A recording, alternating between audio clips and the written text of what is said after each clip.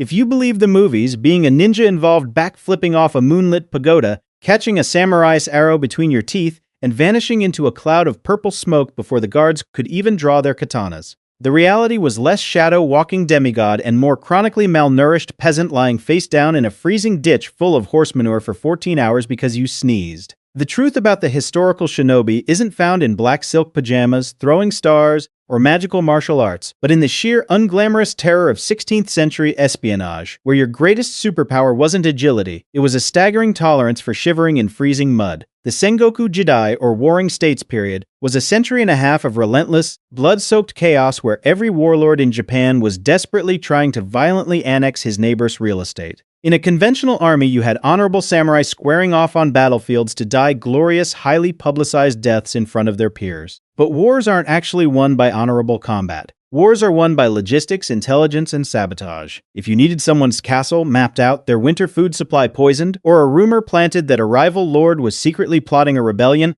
you didn't send a guy in a bright red helmet with giant deer horns on it. You hired the shinobi of Iga and Koka. But forget the sleek, tailored black outfits. If you wore a tight black face mask and matching pajamas in 16th century Kyoto, you wouldn't blend into the shadows. You'd be immediately arrested for looking exactly like a guy trying to rob a rice merchant. Real ninjas wore navy blue to blend into the moonlight, or more accurately, they just wore dirt brown rags. Their absolute masterclass strategy wasn't parkour, it was being aggressively, painfully mediocre. According to authentic 17th century ninja manuals like the Bansen Shukai and the Shininki, the ultimate shinobi disguise was just a guy carrying a basket of radishes. You survived by looking so spectacularly boring that a samurai wouldn't even waste the calories required to draw his sword. The manuals dedicate massive sections not to lethal combat techniques, but to the art of yonin operating in broad daylight by simply pretending to be a monk, a traveling merchant, or a beggar. They realize that human psychology is inherently lazy. People see what they expect to see. If you hold a broom and look miserable, nobody questions why you're standing near the armory. Even their legendary weapons were just repurposed gardening tools, specifically designed to uphold this illusion of complete mediocrity. The famous kunai, widely depicted today as a sleek, aerodynamic throwing knife, was actually just a heavy, unsharpened iron trowel used for digging holes in masonry or prying open floorboards. If a guard caught you with a kunai, you just pointed to the nearest patch of dirt and claimed you were weeding the courtyard. You were a master of death, but on paper, you were just a landscaping enthusiast. This psychological brilliance was paired with absolute physical misery.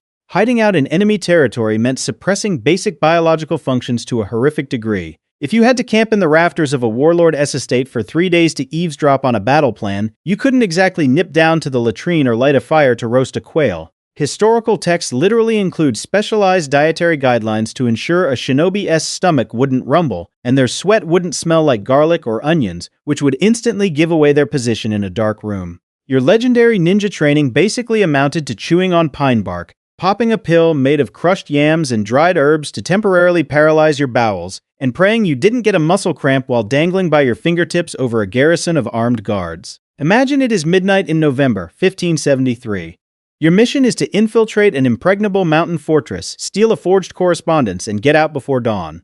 You aren't scaling the sheer stone walls with grappling hooks like a spider while the guards look the other way. You're waiting until the enemy garrison recruits local laborers to fix a collapsed retaining wall, and you just walk through the front gate holding a hammer, complaining about your aching back. This was the true art of reading the mind of the enemy. Once inside, however, the fortress is a paranoid architectural death trap.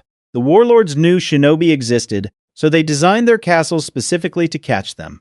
As you creep toward the inner keep under the cover of darkness, you have to bypass the yugi-sabari, the famous nightingale floors.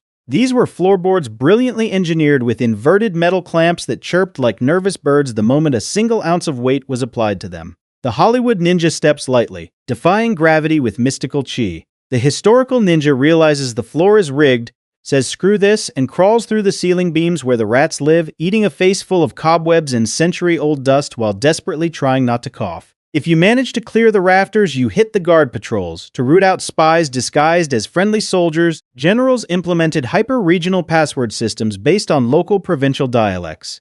If you mispronounced the countersign with even a slight Iga accent, you were instantly swarmed by the perimeter guards. The shinobi workaround was hilariously pragmatic. They carried crickets in tiny bamboo cages. When a guard approached in the dark, they pinched the cricket to make it chirp wildly, tossing it into the bushes to make the guards think the rustling footsteps were just nighttime wildlife. You weren't fighting the heavily armored guards in an epic sword duel. You were gaslighting them with bugs. You finally reach the inner sanctum. You complete the mission not by drawing a blade and leaving a pile of bodies, but by picking a primitive lock with a hairpin, lifting the document, replacing it with a flawless forgery you wrote beforehand, and simply walking out the back gate at sunrise dressed as a wandering Buddhist priest holding a wooden bowl. It is a spectacular, enduring irony that the most famous assassins in human history were actually a bunch of hyper-pragmatic survivalists whose primary skill set involved acting like unremarkable peasants, holding their breath in latrines, and deploying tactical crickets. History has completely scrubbed away the grime, the grueling patience, and the severe intestinal distress, replacing the brilliantly mundane reality with a sleek cartoon pop star throwing metal shapes at the moon. The true historical shinobi didn't want to be remembered as a legendary, shadow-walking phantom warrior. They didn't want to be remembered at all.